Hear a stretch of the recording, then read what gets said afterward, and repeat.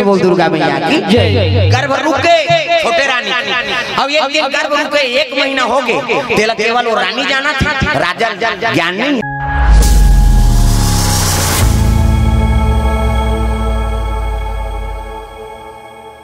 चरम सेवा करत करत छोटे रानी कहने लगे महाराज जब ले मोला शादी करके नाने हो तब ले मोला कर समय बितात हो। अब मोर पूजा नौ बहिनी ही कथे आशावती कांसावती उकरो तो अधिकार बनथे आपकी सेवा करे के। राजा क्रोध हो गए रानी उकर मन के बात मत कर, जे मोर सम्मान नहीं करे उकर मरे मुंह नहीं देखो कि दिस राजा मैं उकर मुख नहीं देखो, जे मोर सम्मान नहीं करे कैसे को क्या था महाराज उकर अधिकार पहले ही आप ऊपर मैं तुकर सेवा करे बरा हूं। ऐसे कि इस राजा समाज गवार रानी जे तोर कदम राखन नहीं दिनो महल तोर स्वागत नहीं करी तेकर बर तोर अतका प्रेम है अतका आदर है ते कहा था तब जहूं नहीं तो बड़े रानी मानकर मैं मुंह नहीं दिखाते हूं। प्रेम से बोल दुर्गा मैया की जय। वैदिक कथा है, अजुर्वेद की कथा है नहीं, नारी का धर्म है, बेटा का कर्म है नहीं, और बाप के का फर्ज है। एकर बारे में कथा चला थे, कथा ध्यान देना। प्रेम से बोल दुर्गा मैया की जय। हां ये टीवी में भी दे सन कथा वो जब ले टीवी आ है हमारा सन सर्वक्तल मारना हो गया। हाँ? रामलीला टीवी में, कृष्ण लीला टीवी में, महाभारत टीवी में, वो शनि देव में एक दिन में एक ठन लसीरा देते कते तो मुंह देखे वर मारत रही कौन हो कैसे आजकल बड़ वेद पुराण पढ़े लागते दादा प्रवक्ता मल्ला बड़ा सजा हो गई हमन कहां के जाथन तीर्थ स्थल ते उदाहरण बड़े बड़े पोथी पुराण ला नाम था घर के मन करते खाई का इला पड़ता खाबे जीवन भर, ये जीवन भर की खाई है कैसे भाई ज्ञान रही तो बोलबे तब हां ओकर से भगवान की कृपा होई और कृपा होई तो जीवन सुधारी और जलेबी का खाबे अभी भुला दे ते कल ये वाला खाई खाओ। प्रेम से बोल दुर्गा मैया की जय। ये जीवन भर के खजाने हां प्रेम से बोल दुर्गा मैया की जय। ये बात तो वेद पुराण अध्ययन करे ला जो वैदिक कथा है नारी का धर्म है, बाप के का फर्ज है और बेटा का कर्म है, एकर बारे में कथा चला। प्रेम से बोल दुर्गा मैया की जय।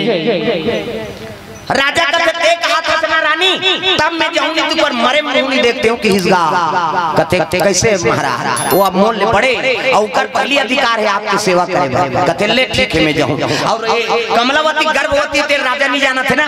1 महीना 2 महीना समय बीत गए गर्भ राजा कचेरी की और कचेरी में बड़े महल जाए लगे। प्रेम से बोल गुरुदेव भगवान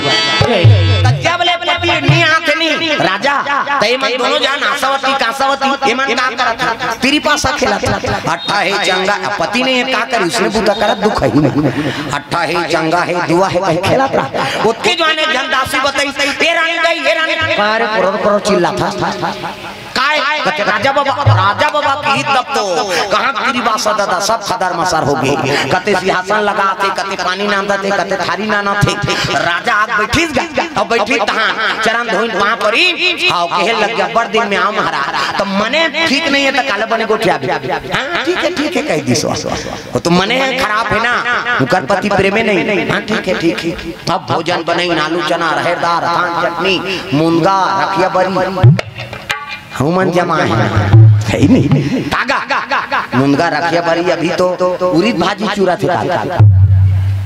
है नहीं। प्रेम से बोल दूंगा भैया की जय। काका वो तो हमारा खवाज पहली बता देते हैं लिस्ट आज काला खाना काली आए शोरूम जिमी कांदा जमा है हां बनी है जमेरा हम 3 दिन ले दादा जिमी कांदा आज मुंगल जी के खास अभी जाबो त उड़ीद भाजी सुधार खास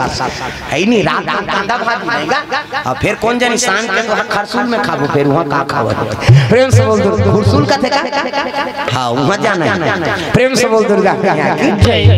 भागवत मन जरा ही चल दिन 2-4 जगह कार्यक्रम में मनमाने गाड़ी में चक आएंगे अभी जो आगे काली देबे तब बन कहते देबे तब बन अबे 2 घंटा बोलूं प्राणी बोल मोर तो यहीं जे ठिकाना जम जाते हो कहते आओ नहीं ते आ भर तो जम महाराज कक्को कन बैठा तब आज वहां जाबो फुरसुल कहते यहां लूटबो वहां जा हाथ के दाना पानी सांझ के ऊंचे। प्रेम से बोल दुर्गा मैया की जय। राजा भोजन करे अब भोजन कवई से वहां ले राजा ऊंचे समय बिताए लगी बड़े रानी करा छोटे रानी करा महल जाए वहां भगवान की दया होगेगा। इति 3 महीना 4 महीना अब ये राजा भुला के छोटे रानी ला जाएगा अब ये समय बिता थे भगवान के दया देखे से ही की त कुकरी अंडा ओकर का कने वहु तो गर्भ है त कैसे कहते लंबा रहते अंडा नहीं ऐसे छुचकू वाला हाते में कुकरा निकल सके हां और जे बोतको ज्यादा गोलाई रहते ते में पोई निकल कुकरी त ये मन से का बात त जे माता गर्भवती जेकर पेट ढुढुक ले रहते ऐसे हाते तुरा पैदा करथे की हां और लड़की कहते जे माता गर्भवती रहते तेकर कमर ज्यादा चाकर हो जाते वो लड़की पैदा करथे की अनुभव है भाई वो हमार जिला अलग जिला है अभी अब तुम्हार जिला के तू मन जान प्रेम से बोल दुर्गा मैया की अनुभव है सुइन दाई मन इसने अनुभव करे पहली बोला बोला बता तुम्हें किसे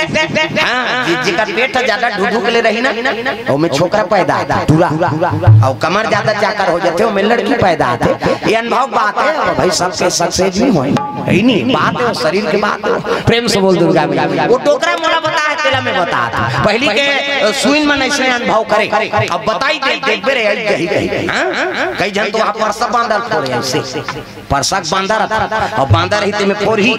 करिया गिरे रही तुरा ही पणरी गिरे रही ते टूरिया ऐसे ऐसे वो वैज्ञानिक है प्रेम से बोल दुर्गा मैया की जय परफेक्ट हो जाए हैं तो विचार करने वाला मन कई ठन से कम विचार दी कई जन ऐसे नरिहल धर के विचार देते कई ठन है नहीं काकरो ऐसे हाथेल धरी विचार दी भाई अपन अपन शक्ति हो प्रेम से बोल दुर्गा मैया की जय अब वो ज्ञान हां वो नहीं है कहीं कहां उमें हमर दुखा मन चले है अभी मन वाला थोड़े झूठ लाभो प्रेम से बोल दुर्गा मैया की जय ये बात अनुभव दासी मन का देखते रहे आई नहीं पहली तो चलो रानी गई माला बताबो की हां दौड़ी दासी मन गा प्रेम से बोल गुरुदेव भगवान जय अरे रानी मैया अरे जल्दी आओ